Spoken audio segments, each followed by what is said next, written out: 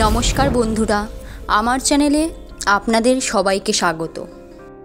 আজকে আবার নতুন রেসিপি নিয়ে হাজির হয়েছি। দই ইলিশ, সর্ষে ইলিশ তো অনেক খেয়েছো।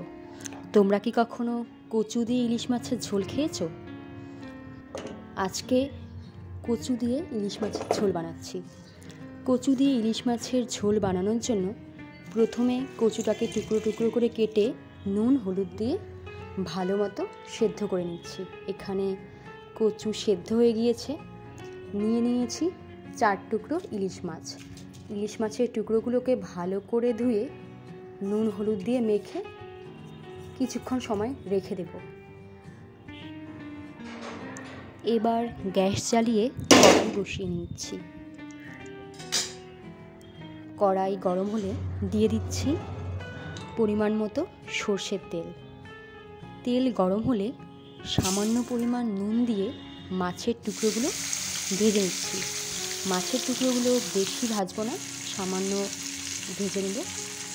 মাছ ভাজা হয়ে গেছে। এবার মাছের টুকরোগুলো একটি পাত্রে নামিয়ে নিলাম।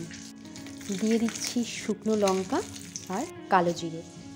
এরপর জিরে আর কাঁচা লঙ্কা আমি ভালো মতো বেটে নিয়েছি।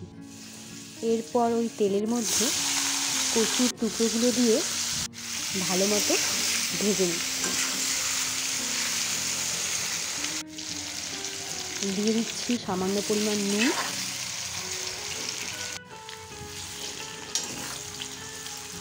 আবার ভালো মতো নেড়ে এবার দিয়ে দিচ্ছি পরিমাণ মতো হলুদ গুঁড়ো। হলুদ গুঁড়ো দেওয়ার পর ভালো মতো ভেজে নিয়ে দিয়ে দিচ্ছি সামান্য পরিমাণ চিনি। ভাজা হয়ে গেলে জিরে আর কাঁচা লঙ্কা পেস্টটা দিয়ে দিলাম। ভালো মতো কষিয়ে নিচ্ছি।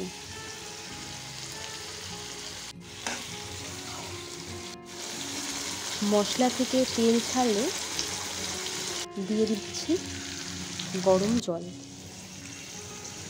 এবার জল ফুটে উঠলে এক এক করে ভেজে রাখা মাছের টুকরোগুলো দিয়ে দিচ্ছি। এরপর মাছের টুকরোগুলো দিয়ে বেশ কিছুক্ষণ ফুটিয়ে নিলেই তৈরি কচু দিয়ে ইলিশ মাছের ঝোল। এই কচু দিয়ে ইলিশ মাছের ঝোল কিন্তু গরম ভাতের সাথে খেতে লাগে দুর্দান্ত। রেসিপিটি কেমন লাগলো অবশ্যই জানাবেন। আর আমার চ্যানেলটিকে অবশ্যই সাবস্ক্রাইব করে পাশে থাকবেন। দেখার জন্য ধন্যবাদ। সবাই ভালো থাকবেন।